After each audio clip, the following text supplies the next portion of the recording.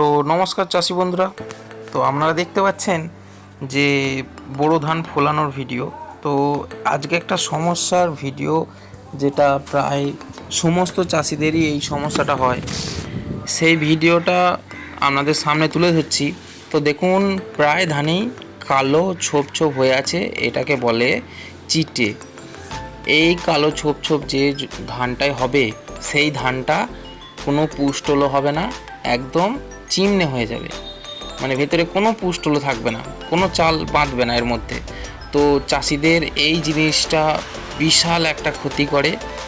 ধানটা মিলে নিয়ে যেতে গেলেও মিলেতে ভালো দাম পাওয়া যায় না এই ধানে।